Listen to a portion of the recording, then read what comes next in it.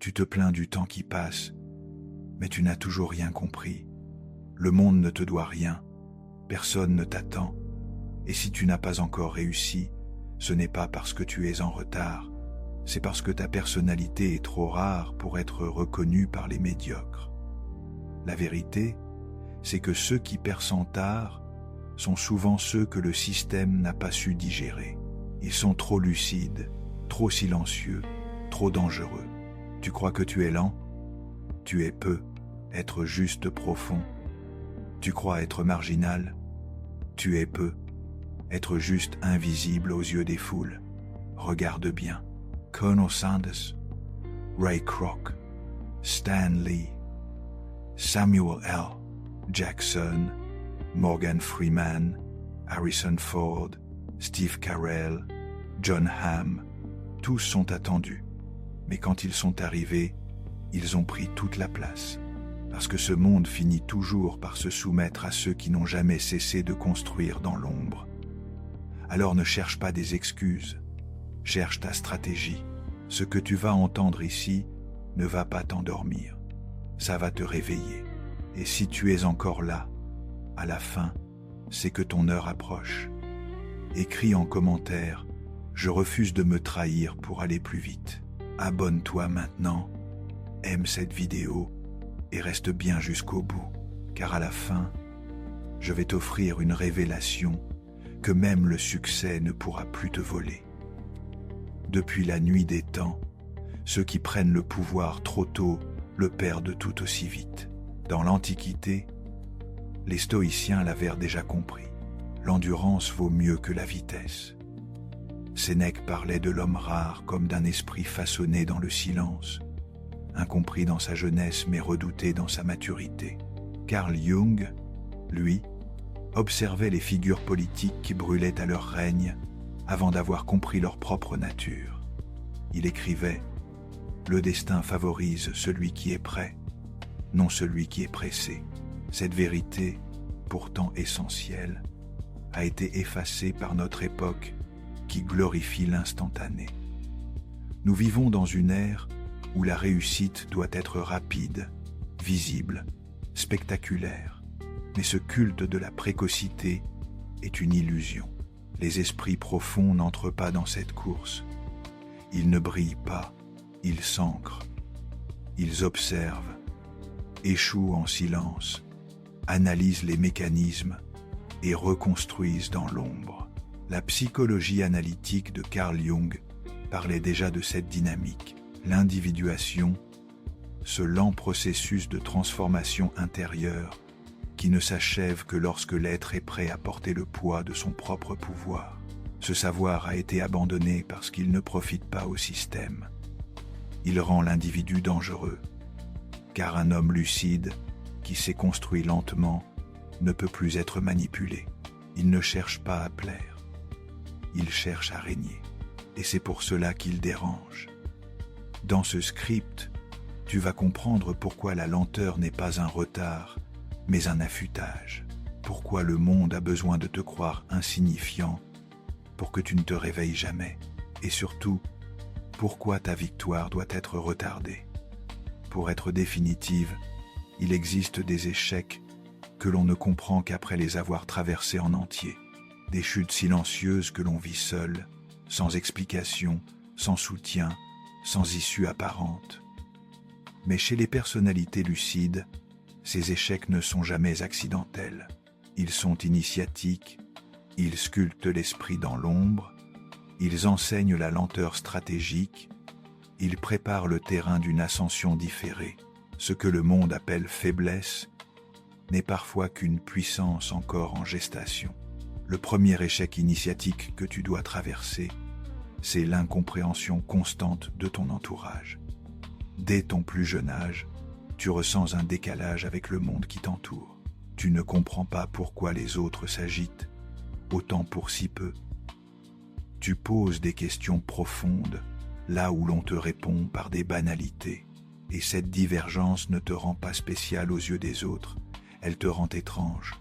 Tu es vu comme lent, passif, parfois même dépressif, parce que tu ne suis pas leur rythme. Mais la vérité, c'est que ton esprit fonctionne à une autre fréquence. Tu observes là où ils réagissent. Tu analyses là où ils fuient. Tu ressens en profondeur ce qu'ils balayent en surface. Et ce premier rejet est un test. Ils ne cherchent pas à te détruire, mais à t'éloigner des foules. Car plus tu seras isolé, plus tu pourras entendre ta véritable voix intérieure. Le prix de cette lucidité, c'est l'incompréhension permanente. Tu seras celui que l'on évite, qu'on critique en silence, celui dont on se moque parce qu'il ne rentre pas dans les cadres. Mais ne t'y trompe pas. Cet échec est une initiation. Il t'oblige à faire naître ton identité sans validation extérieure. Il forge en toi une indépendance rare. Ceux que j'ai nommés plus tôt, Stan Lee, Morgan Freeman, Samuel L. Jackson, ont tous connu cette mise à l'écart. Le monde ne savait pas quoi faire d'eux. Alors ils ont cessé de chercher à plaire. Et c'est précisément ce détachement qui leur a donné la puissance de revenir avec autorité. L'incompréhension est une épreuve lente, douloureuse, mais nécessaire. Si tu la traverses sans te renier, tu cesseras d'attendre l'approbation des autres. Et ce jour-là, ta lucidité cessera d'être une malédiction pour devenir une arme silencieuse. Ce que tu crois être un rejet est en réalité une protection. Le deuxième échec initiatique que tu dois affronter, c'est l'accumulation de fausses défaites. Tu auras l'impression de ne jamais avancer. Tu verras les autres réussir, signer des contrats, fonder des familles, gagner en reconnaissance, pendant que toi, tu t'épuises à construire quelque chose que personne ne voit. À chaque tentative avortée, à chaque porte fermée, tu auras cette sensation d'être inutile, voire invisible. Mais ce que tu ne sais pas, c'est que ces défaites sont des leurres, des étapes stratégiques. Tu n'échoues pas parce que tu es mauvais. Tu échoues parce que tu refuses de faire semblant, parce que tu refuses de trahir ce que tu pressens en toi. Et le monde ne récompense pas ceux qui sont trop vrais, trop tôt. Alors il t'isole. Il t'impose ses échecs pour tester ta cohérence, pour voir si tu vas céder, pour voir si tu vas diluer ta vision, simplifier ton message, devenir plus aimable, plus vendable. Mais à chaque fois que tu refuses de baisser ton niveau, tu renforces une identité que rien ne pourra plus briser. L'histoire de Colonel Sanders en est un exemple parfait. Des dizaines de refus, des années de galère, un corps affaibli par le temps, mais une recette, une seule, qu'il n'a jamais modifiée. Et c'est précisément cette fidélité silencieuse qui l'a rendu inébranlable quand l'opportunité est enfin venue. Ces défaites ne sont pas là pour t'humilier, elles sont là pour t'entraîner à perdre sans te compromettre. C'est le seul moyen d'atteindre la victoire sans dette intérieure.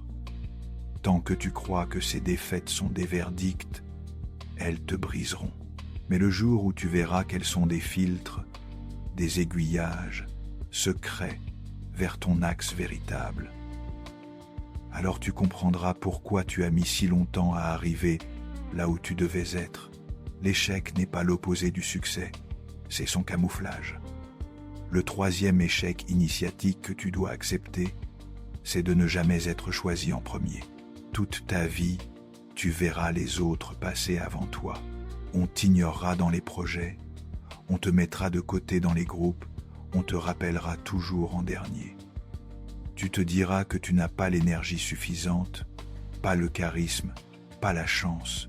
Mais en vérité, ce refus constant de te choisir n'est pas dû à ton manque de valeur. Il est dû à ton excès de profondeur. Tu ne séduis pas, tu n'impressionnes pas, tu ne surjoues rien.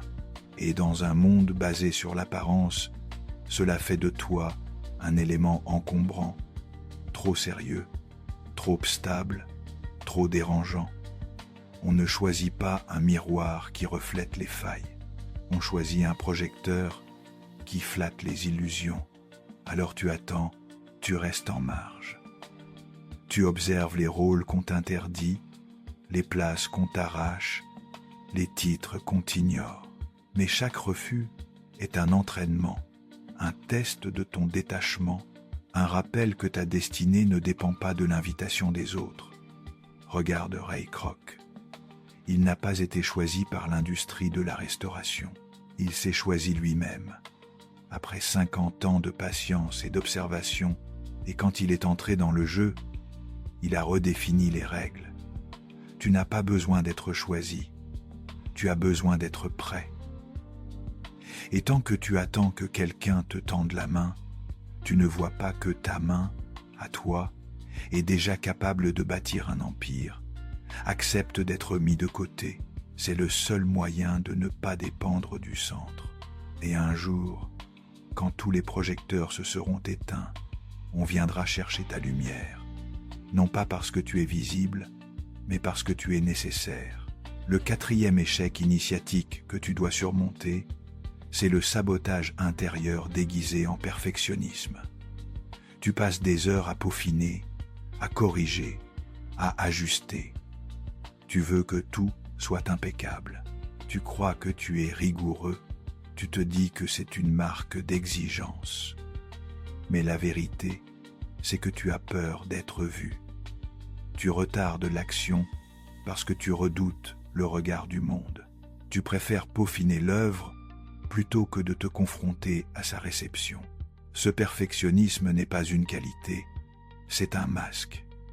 Une protection contre la peur d'échouer publiquement, et il est typique des personnalités lucides, car elles savent à quel point l'exposition peut être violente. Mais ce mécanisme te ralentit, il t'épuise, il t'empêche de lâcher prise. Regarde Steve Carell.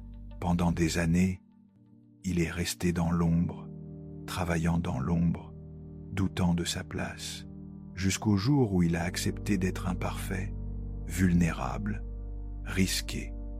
Et c'est cette prise de risque qui l'a propulsé. Le perfectionnisme est un luxe que tu ne peux plus te permettre, car il camoufle un manque de foi en toi. Il te fait croire que tu es en train de construire, alors que tu es en train de fuir. Publie, agisse, expose-toi, même si c'est bancal, même si ce n'est pas prêt, car l'acte brut a plus de pouvoir que le chef-d'œuvre enfermé. Et plus tu repousses l'action, plus tu conditionnes ton esprit à douter de lui-même. Ce n'est pas la perfection qui construit une destinée, c'est le courage imparfait de commencer quand personne ne regarde encore. Le perfectionnisme est une excuse noble pour ne jamais exister. Le 5e échec initiatique que tu dois traverser, c'est l'oubli prolongé. Tu feras des choses puissantes, mais personne ne s'en souviendra. Tu donneras tout, mais rien ne restera. Tu écriras, tu créeras, tu t'investiras, et tu verras ton œuvre disparaître dans l'indifférence. Ce silence, cette absence de reconnaissance, est l'un des tests les plus cruels pour les esprits lucides. Tu ne veux pas de gloire superficielle, mais tu espères au moins un écho. Et ce vide prolongé peut te briser si tu n'en comprends pas le sens. L'oubli n'est pas un échec, c'est une incantation, une manière pour l'univers de vérifier si tu fais les choses pour toi ou pour les autres. Regarde, jeune âme, des années dans l'anonymat, des refus en cascade, avant qu'un rôle change tout. Mais ce rôle, il n'aurait jamais pu le porter sans ce désert préalable, car c'est dans l'oubli que l'ego meurt, et c'est dans la mort de l'ego que naît le vrai charisme. Si tu veux être visible pour les bonnes raisons, il faut accepter d'être invisible pendant longtemps. Crée, même si personne ne regarde. Parle, même si personne n'écoute. Car ce que tu construis dans l'ombre n'est pas perdu, c'est une réserve. Et quand le moment viendra, tout ce que tu as semé dans le silence refera surface, avec la force d'une évidence. L'oubli n'est pas une fin, c'est une fermentation. Le 6e échec initiatique que tu dois endurer, c'est d'être utilisé par ceux qui te comprennent à moitié. Tu attires les gens par ta profondeur, mais ils ne savent pas quoi en faire, alors ils prennent ce qu'ils peuvent. Ton écoute, ton intelligence, ton énergie, sans jamais te reconnaître pleinement. Tu es le confident, le conseiller, l'ombre rassurante. Mais quand il s'agit de te donner une place légitime, ils disparaissent. C'est un échec humiliant, car il vient de ceux que tu as aidés. Tu leur as donné des clés, mais ils les ont utilisées sans jamais te tendre la main.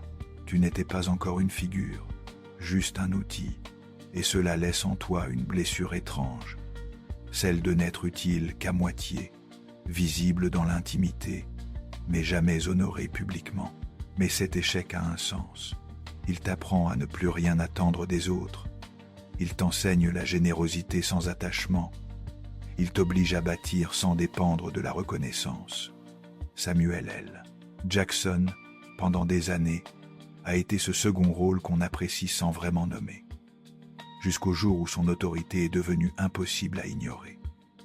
Ce que tu donnes sans retour n'est pas perdu. C'est une semence qui mûrit dans des terrains que tu ne contrôles pas. Tu seras utilisé, oui, mais c'est à toi de choisir si tu veux être utilisé ou exploité. L'un construit ton autorité, l'autre épuise ton feu. La différence, c'est ton seuil de lucidité.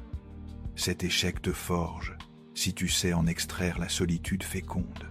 Le 7e échec initiatique que tu dois intégrer, c'est la tentation permanente de devenir comme eux quand tu regardes autour de toi et que tu vois les autres réussir plus vite, être plus aimés, mieux payés, plus suivis.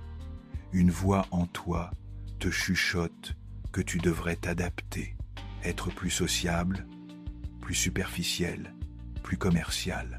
Tu te dis que peut-être tu irais plus loin si tu lâchais un peu ton intégrité.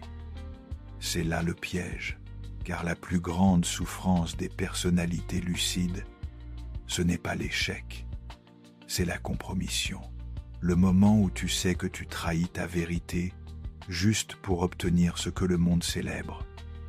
Harrison Ford aurait pu être un énième acteur interchangeable, mais il a attendu, il a refusé les rôles creux, il a choisi l'alignement au lieu de la vitesse. Et c'est ce choix qui l'a rendu inoubliable. Tu n'as pas été façonné pour séduire, tu as été formé pour durer. Et cela exige de refuser les raccourcis, même quand ils sont tentants, car chaque fois que tu te rapproches du modèle dominant, tu t'éloignes de ta singularité. Et c'est elle, uniquement elle, qui te donnera le pouvoir de marquer les esprits quand on ne reviendra. Ce dernier échec est le plus insidieux. Il ne fait pas de bruit. Il se glisse dans tes stratégies, dans tes doutes, dans ta lassitude. Mais si tu y résistes, alors plus rien ne pourra jamais t'acheter. Tu ne réussiras peu, être pas vite, mais tu réussiras sans dette intérieure. On croit souvent que la réussite vient d'un plan, d'une stratégie, d'un alignement extérieur. Mais chez les esprits rares, elle est toujours précédée par une série de blessures profondes, secrètes, presque sacrées. Ce sont des coups portés à l'ego, à l'image, au désir de conformité, des entailles silencieuses qui transforment l'être brut en matière alchimique. Si tu ne comprends pas ces douleurs, tu ne comprendras jamais ta propre grandeur. La première blessure alchimique que tu dois accepter, c'est la lente désintégration de ton ancienne identité. Tu avances dans la vie avec un masque que tu crois être toi. Tu construis ton personnage, celui qui réussira, celui qui plaira, celui qui sera enfin respecté. Mais plus tu avances, plus ce masque se fissure. Tu perds des amis, tu échoues dans des projets, tu te heurtes à l'indifférence. Et tu ne comprends pas pourquoi. Cette douleur n'est pas un accident, elle est nécessaire. Elle vient pour briser ce que tu n'es pas, pour te dépouiller des couches de mensonges, d'illusions, d'images fabriquées. Et ce processus est long, humiliant, épuisant. Tu as l'impression de régresser, alors qu'en vérité, tu t'éveilles. La désintégration est une étape alchimique. Elle brûle le faux pour libérer le vrai. Mais ce feu fait mal. Il attaque les certitudes, les étiquettes, les ambitions construites sur des attentes étrangères. Tu dois regarder ton ancienne version mourir lentement, sans pouvoir la sauver. Et c'est dans cette impuissance que naît ta force, car tu ne construiras rien de solide si tu restes attaché à ce que tu croyais devoir être. Regarde ceux qui ont percé tard. Leur réussite n'était pas une accumulation, mais une révélation. Ils ont perdu avant de briller. Ils ont été dénudés avant d'être acclamés. Toi aussi, tu devras laisser derrière toi des morceaux de ton ancien moi. Tu n'as pas échoué, tu as été purifié. Cette première blessure est celle qui te sépare de la foule. Tant que tu la refuses, tu vivras en retard. Mais si tu l'acceptes, tu deviendras capable d'un pouvoir que le monde ne peut ni acheter ni voler. L'autorité d'un être qui ne joue plus aucun rôle. La deuxième blessure alchimique que tu dois traverser, c'est l'amertume de constater que tu as aidé, t'oubliant les premiers. Tu donnes, tu élèves, tu tends la main. Tu crois qu'en apportant du bien aux autres, tu construis des liens solides. Mais un jour, ils réussissent et tu deviens invisible. Pas un mot, pas une gratitude, pas un retour. Et cette douleur n'est pas seulement une trahison, c'est une initiation. Tu te rends compte que ton énergie était vraie, mais que leur présence était circonstancielle. Tu as confondu impact et réciprocité. Et cette confusion est courante chez les esprits lucides. Tu crois que ton cœur va te protéger, mais c'est lui qu'on vise en premier. Cette blessure est alchimique, car elle t'arrache à la dépendance affective. Elle te libère de l'illusion du nous. Elle t'oblige à reposer ton feu sur une source plus haute que la reconnaissance. Elle t'apprend à faire le bien sans attacher ton âme aux fruits. Stan Lee a donné des décennies à des personnages qu'il aimait. Mais pendant longtemps, c'est l'industrie qui s'enrichissait sur son dos. Il aurait pu se refermer, devenir amé, mais il a continué à créer parce qu'il savait que son feu venait d'ailleurs. Toi aussi, tu dois apprendre à être oublié sans devenir amé. Cette blessure ne veut pas que tu arrêtes d'aimer. Elle veut que tu apprennes à aimer sans condition, à offrir sans attente, à influencer sans dépendance. Si tu n'apprends pas à encaisser ce vide, tu te transformeras en victime. Mais si tu le traverses en silence, tu deviendras un pilier. Car celui qui donne sans chaîne devient impossible à manipuler. Et c'est là que ton autorité intérieure commencera à briller, même dans l'oubli. La troisième blessure alchimique que tu dois comprendre, c'est le décalage permanent entre ton niveau de conscience et celui de ton environnement. Tu vois trop clair, trop tôt, tu perçois les erreurs avant qu'elles n'éclatent. Tu sens les intentions derrière les masques.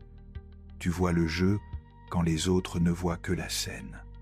Et ce dont n'est pas une bénédiction, c'est d'abord un poids, car tu es seul avec tes visions. Tu cries dans un désert, tu avertis, mais personne n'écoute. Tu proposes, mais on t'ignore. Tu es trop subtil pour des oreilles encore endormies. Et ce décalage devient une blessure invisible. Tu doutes de toi. Tu te sens inadapté, presque maudit, mais cette douleur est alchimique. Elle est là pour t'apprendre le silence stratégique. Elle t'apprend que le savoir n'est pas toujours fait pour être partagé, qu'il faut parfois observer sans intervenir, attendre le bon moment, ne parler qu'à ceux qui ont les oreilles prêtes. Carl Jung a vu l'ombre de l'humanité bien avant que le monde moderne ne la découvre, et il a été moqué, marginalisé, rejeté, mais il a tenu bon, parce qu'il savait que ce qu'il voyait était vrai, même si personne ne voulait encore l'entendre. Toi aussi, tu dois apprendre à porter ton regard sans le forcer sur les autres. Ta lucidité n'est pas là pour briller, Elle est là pour guider, un jour. Et si ce jour n'est pas encore arrivé, c'est que ton environnement n'est pas encore prêt. Cette blessure t'enseigne la patience prophétique. Elle fait de toi un veilleur, pas un sauveur. Tant que tu cherches à éveiller les autres pour soulager ta solitude, tu seras déçu. Mais si tu acceptes le décalage comme un écart sacré, alors ton regard deviendra une force dormante, prête à agir, quand le monde aura enfin soif de vérité. La quatrième blessure alchimique que tu dois accueillir, c'est la répétition des pertes sans explication. Tu construis, tu avances, tu t'investis, puis tout s'effondre, sans signe, sans logique, une relation qui meurt, un projet qui disparaît, un rêve qui se fane. Et tu restes là, avec le vide, incapable de comprendre pourquoi. Cette répétition est une torture. Elle t'oblige à douter de tout, de ta valeur, de ton chemin, de ta foi. Mais cette série de pertes n'est pas une punition, c'est une purification. Chaque chose qui s'effondre devant toi est une structure qui n'aurait pas supporté ton avenir. Chaque lien qui se casse est un nœud qui t'aurait ralenti plus tard. Chaque illusion qui tombe est une barrière que tu n'auras plus à franchir. Et cette compréhension ne vient qu'avec le temps. Harrison Ford n'a pas trouvé sa voie immédiatement. Il a connu les emplois instables, les portes closes, les impasses, mais chacune de ces pertes a sculpté en lui une détermination brute. Toi aussi, tu es vidé pour être rempli autrement. Les pertes préparent un contenant plus large. Elles t'obligent à abandonner les choses moyennes pour te rendre disponible à ce qui est grand. Mais cela fait mal. Cela te dépouille de ton confort, de tes plans, de tes attachements. C'est une chirurgie intérieure, une amputation spirituelle. Et tant que tu refuses cette douleur, tu t'accroches à ce qui t'empêche d'émerger. Mais le jour où tu accueilles chaque perte comme une libération stratégique, alors tu redeviens disponible. Disponible pour ce que Dieu, le destin ou ta conscience supérieure veut réellement te confier. La perte, répétée, injuste, inexpliquée, est souvent l'empreinte d'un futur trop grand pour tes anciennes structures. La cinquième blessure alchimique que tu dois intégrer, c'est la fatigue profonde qui précède toujours une grande transformation. Tu as résisté longtemps, tu as travaillé, espéré, relancé, mais vient un moment où tu n'as plus la force, tu n'as plus l'envie, tu n'as même plus la colère, tu te sens vide. Cette fatigue-là n'est pas physique, elle est existentielle. Elle vient quand ton ancienne énergie n'est plus adaptée, mais que la nouvelle n'est pas encore née. Tu es entre deux identités, entre deux mondes. Et ce vide est insupportable. Tu ne sais plus qui tu es, ni pourquoi tu fais ce que tu fais. C'est un effondrement invisible. Et pourtant, c'est là que commence le vrai tournant. Car tant que tu te bats par automatisme, tu restes dans l'ancien paradigme. Mais quand tu es trop fatigué pour faire semblant, alors ton être profond peut enfin émerger. Morgan Freeman a connu cette fatigue. Pendant des années, il a porté des rôles secondaires, sans perspective, sans lumière, jusqu'au jour où il a cessé de courir. Et c'est à ce moment-là que la vie est venue à lui. Toi aussi, tu dois reconnaître cette fatigue comme une fin sacrée. C'est le silence entre deux battements, la nuit entre deux renaissances. Si tu la remplis de distractions, tu retomberas dans l'ancien. Mais si tu l'écoutes, si tu la traverses, elle deviendra un sas, une matrice, une chambre de gestation. Ce que tu ressens n'est pas une dépression, c'est une mise à nu, et elle annonce une bascule. Tu n'es pas en train de perdre ton feu, tu es en train d'en changer la nature. La sixième blessure alchimique que tu dois traverser, c'est le silence qui suit les grandes révélations. Tu vis parfois des moments de clarté intense, Tu comprends enfin pourquoi tu as souffert. Tu vois ton parcours avec lucidité. Tu reçois une vision, une direction, un feu intérieur que rien ne peut éteindre. Et tu crois que tout va changer, que cette révélation va ouvrir les portes, accélérer ta montée, déclencher ton appel. Mais il ne se passe rien. Le monde ne répond pas. Le téléphone ne sonne pas. Les regards ne changent pas. Et ce silence, juste après la lumière, est une torture psychique. Tu as touché quelque chose de grand, mais tu ne peux le prouver à personne. Tu te sens seul, incompris, presque fou. Cette blessure est une initiation au détachement ultime. Elle te montre que la vérité n'est pas un outil de validation. Elle n'est pas là pour te faire briller. Elle est là pour te transformer. Et parfois, elle exige que tu la portes en silence, que tu la digères seul, que tu l'incarnes sans l'annoncer.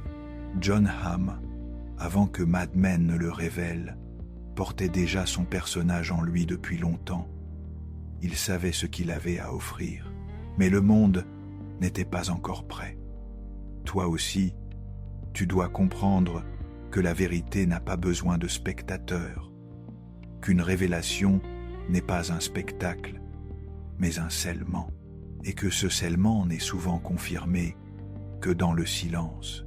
C'est cette acceptation qui te prépare à la véritable autorité. Tant que tu as besoin qu'on reconnaisse ta lumière, tu n'es pas prêt à la porter. Mais quand tu peux supporter qu'elle brûle en toi sans écho extérieur, alors elle devient inaltérable. Ce silence n'est pas un oubli, c'est une chambre d'écho divine. Et un jour, ce que tu as vu dans le secret deviendra la réponse visible de ton époque. La 7e blessure alchimique que tu dois assumer, c'est l'impossibilité de revenir en arrière. Un jour, tu réalises que tu as trop vu, trop compris, trop senti, que même si tu le voulais, tu ne pourrais plus redevenir comme avant. Tu ne peux plus rire des banalités, ni participer aux jeux sociaux avec insouciance. Tu ne peux plus faire semblant. Et ce point de non-retour est terrifiant. Parce qu'il isole, il te coupe des anciens cercles, il fait de toi un étranger, même dans ta propre famille. Et tu te demandes si cette lucidité vaut vraiment ce qu'elle coûte. Cette blessure est irréversible. Elle ne saigne pas, mais elle creuse. Elle transforme ton regard à jamais. Et si tu ne l'acceptes pas, tu risques de vouloir anesthésier ton esprit, de chercher à redevenir ignorant, léger, normal. Mais ce retour est impossible. Tu n'as plus le luxe de l'illusion.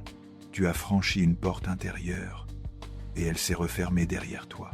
C'est exactement ce qu'a vécu Steve Carell. Il a passé des années dans des rôles légers, mais quelque chose en lui refusait de rester à la surface. Quand il a incarné la gravité, le doute, la complexité, il n'a plus jamais pu revenir au personnage comique basique. Parce que l'âme, une fois éveillée, ne tolère plus les travestissements. Toi aussi, tu dois assumer cette fracture. Tu n'es plus celui d'hier. Tu ne seras jamais plus celui d'avant. Et c'est là que ton pouvoir commence. Quand tu renonces à la nostalgie, quand tu cesses de vouloir t'adapter à ce qui ne t'alimente plus, ce n'est pas une perte, c'est une renaissance sans retour. Et seuls ceux qui acceptent de brûler leur ancien monde peuvent marcher sans peur vers celui qu'ils sont destinés à révéler. Après avoir traversé les blessures alchimiques, il ne suffit plus de comprendre. Il faut agir, non pas avec brutalité, mais avec précision. Chaque jour, tu dois poser des gestes silencieux qui affirment ton détachement du monde et ton enracinement dans l'essentiel. Ces actes discrets, presque invisibles, sont les fondations concrètes de ton ascension tardive, mais inarrêtable. Le premier déclencheur concret de l'unité mentale, c'est la répétition volontaire d'un geste non négociable chaque matin. Tu n'as pas besoin de motivation. tu as besoin d'ancrage. Chaque jour commence avec le chaos du monde, les attentes des autres, la pression invisible de réussir. Et si tu n'as pas un geste fixe, précis, rituel, tu seras happé par cette vague dès les premières minutes. Ce geste, c'est ton socle. Il n'a pas besoin d'être spectaculaire. Il peut s'agir d'écrire une phrase à la main, de répéter une parole intérieure, de boire une tasse d'eau en silence. Mais ce geste doit être répété sans exception. Il devient une racine. Il programme ton esprit à revenir à toi avant de répondre au monde. Jung disait que les symboles ont un pouvoir de transformation. Ce geste est ton symbole vivant. Ce n'est pas l'acte en lui-même qui change tout, mais l'énergie de fidélité qu'il contient. En répétant chaque matin ce point de départ, tu construis une autoroute intérieure vers le calme et la clarté. Le monde peut t'ignorer, te provoquer, te rejeter, mais tu as déjà affirmé en silence que tu étais au centre. Tu n'as pas commencé la journée par la fuite, tu l'as commencé par la maîtrise. Et cette cohérence invisible, cumulée jour après jour, devient une forteresse. Les personnalités tardives comme Colonel Sanders ou Stanley ont toutes, à un moment, trouvé ce rituel. Ils ont créé tous les jours, même dans l'oubli. Et c'est cette répétition qui a fini par rendre leur nom incontournable. Alors choisis un geste. Déclare-le non négociable et répète-le encore et encore jusqu'à ce que ton esprit l'intègre comme une loi sacrée. Ce déclencheur est simple, mais il répare ton mental fragmenté mieux qu'aucun discours. Le deuxième déclencheur concret de l'unité mentale, c'est l'extinction volontaire de toute stimulation extérieure pendant 1 heure précise. Tu crois que tu réfléchis, mais tu ne fais que réagir. Ton esprit est bombardé d'informations, de notifications, d'images, de voix, d'avis. Si tu ne poses pas une limite claire à cette pollution, tu perds la capacité de penser par toi-même. Ce déclencheur consiste à choisir 1 heure par jour, toujours la même, durant laquelle tu t'imposes un silence absolu du monde. Aucun téléphone, aucun écran, aucune conversation inutile. 1 heure de vide, 1 heure de rupture. Ce n'est pas un luxe, c'est une survie intérieure.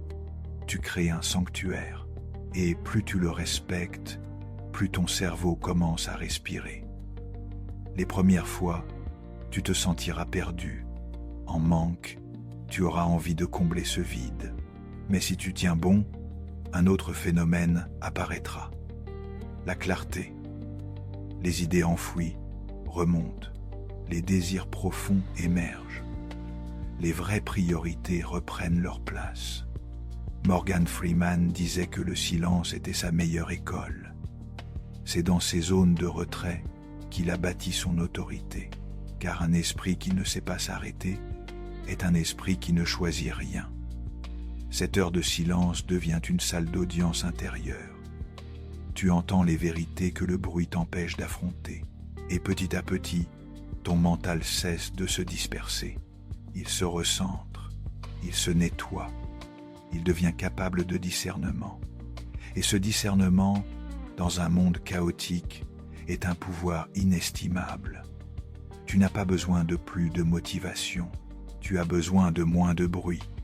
Ce déclencheur est radical. Il coupe les tentacules invisibles du monde sur ton attention. Et celui qui protège son attention, protège son destin. Le troisième déclencheur concret de l'unité mentale, c'est l'écriture quotidienne d'une vérité que tu refuses encore de regarder en face.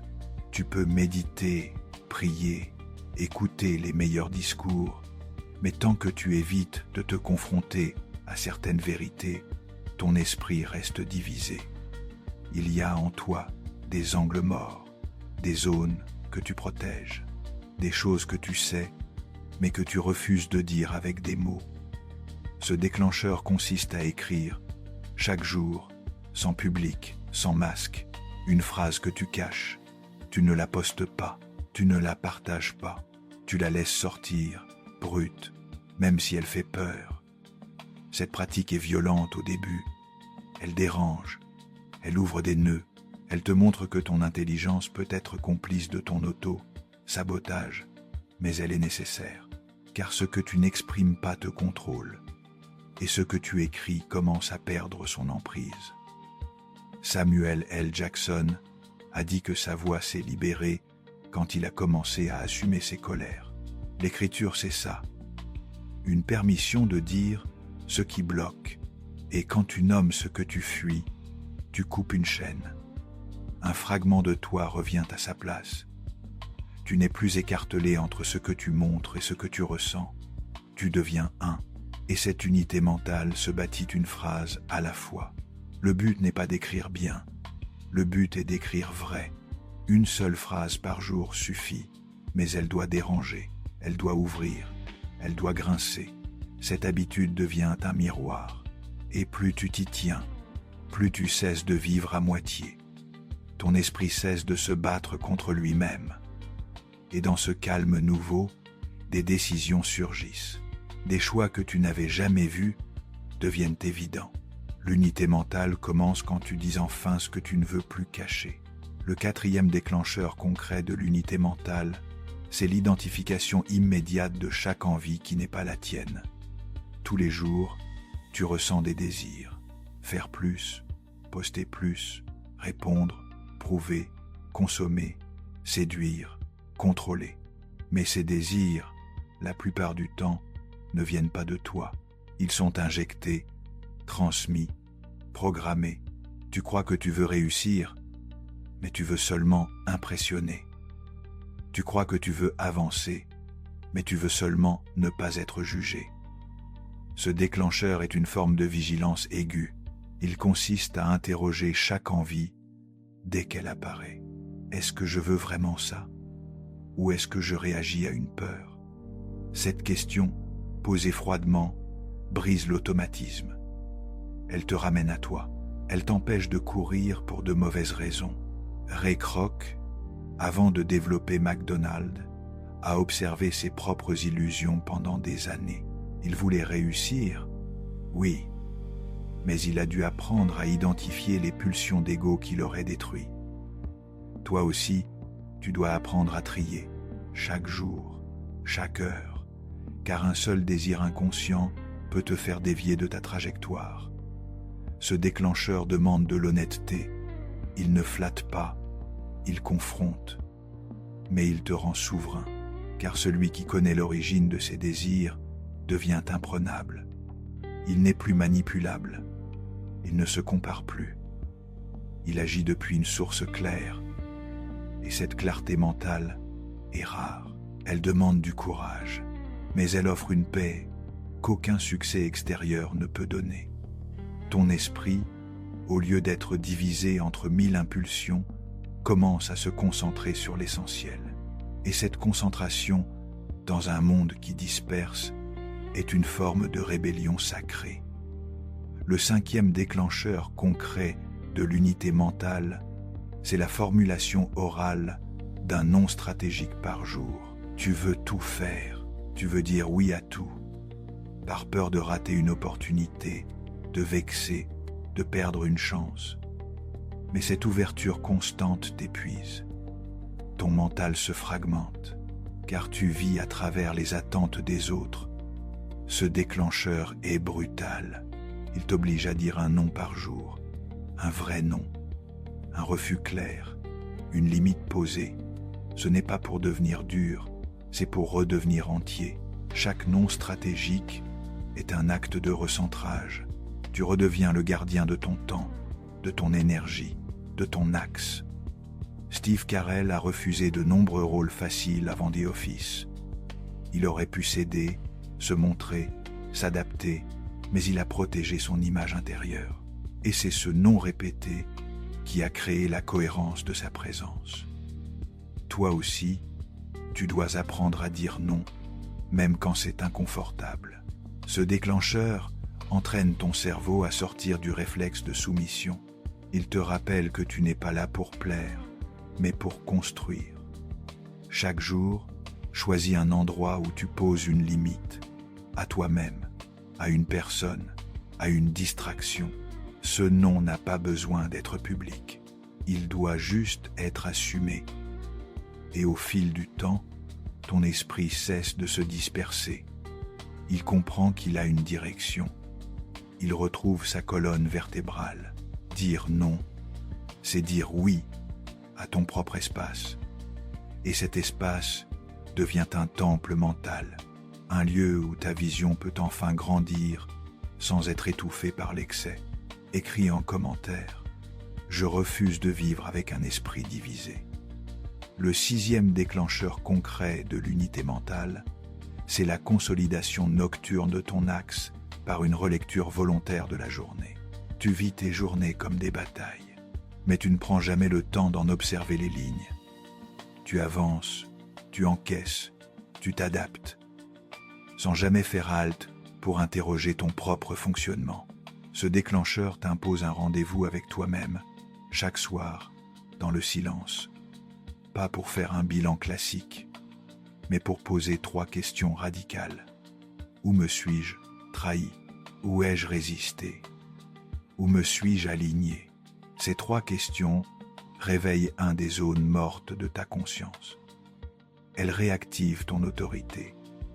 Elles t'empêchent de glisser lentement dans une vie automatique, car l'unité mentale n'est pas un état permanent. C'est une conquête fragile, quotidienne, et chaque jour négligé devient une fissure. Ce temps d'observation du soir agit comme une respiration profonde dans le chaos. Il te reconnecte à ton axe. Il te montre que tu n'es pas un exécutant du monde, mais un architecte de ton être. Harrison Ford, malgré ses tournages intenses, prenait toujours un temps seul le soir pour relire son ressenti, réajuster son intention, protéger son intégrité. Toi aussi, tu dois créer cet espace. Tu n'as pas besoin d'écrire un journal. Tu as besoin de te regarder sans filtre. Cette relecture t'empêche de devenir spectateur de ta propre vie. Elle te remet au centre, et c'est dans cette centralité que tes choix commencent à s'affiner. Tu ne fais plus par habitude, tu fais par décision. Ton mental s'épure, ton regard devient plus stable, et cette stabilité, accumulée nuit après nuit, devient une armure invisible. Tu ne pourras pas contrôler le monde, mais tu peux te garantir, chaque soir, que tu n'as pas fui ton axe. Et cette promesse tenue devient la signature d'un être prêt à durer. Le 7e déclencheur concret de l'unité mentale, c'est la projection intentionnelle de ta présence dans l'avenir. Tu es tellement occupé à gérer tes urgences que tu oublies de bâtir un territoire intérieur vers lequel tu te diriges. Ton esprit se limite au court terme.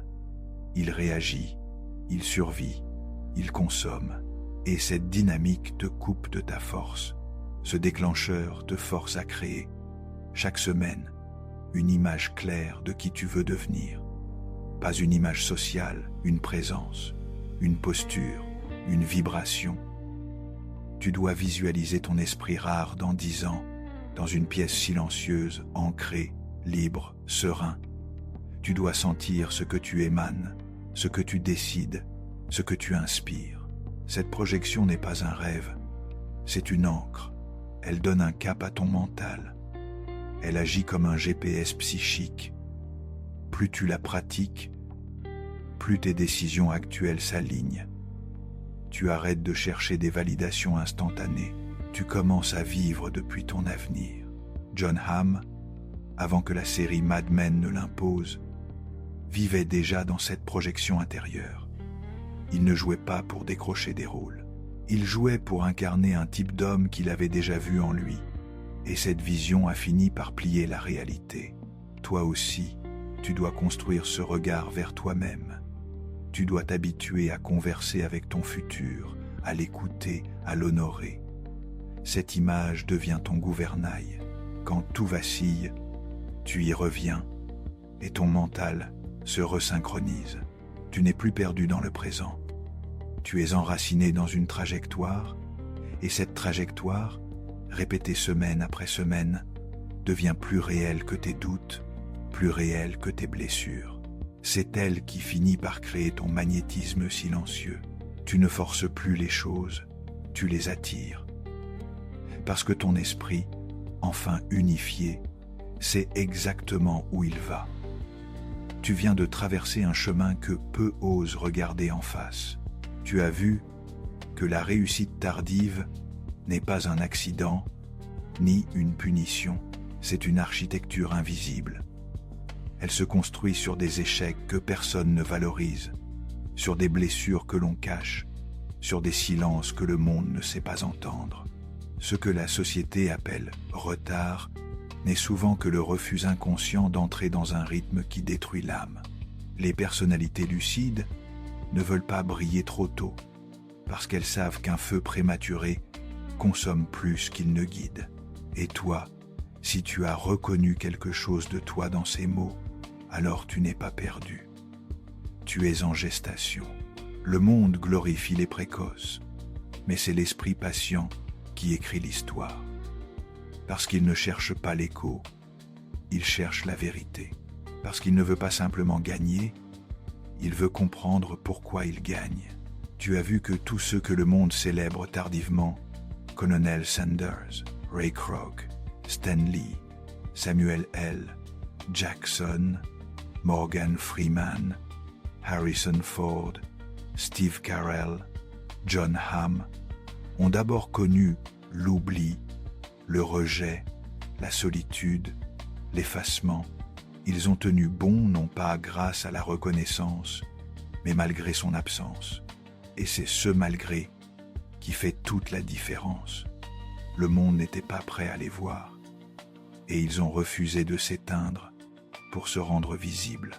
Ils ont construit, encore et encore, dans l'ombre, jusqu'au moment exact où leur présence est devenue incontournable.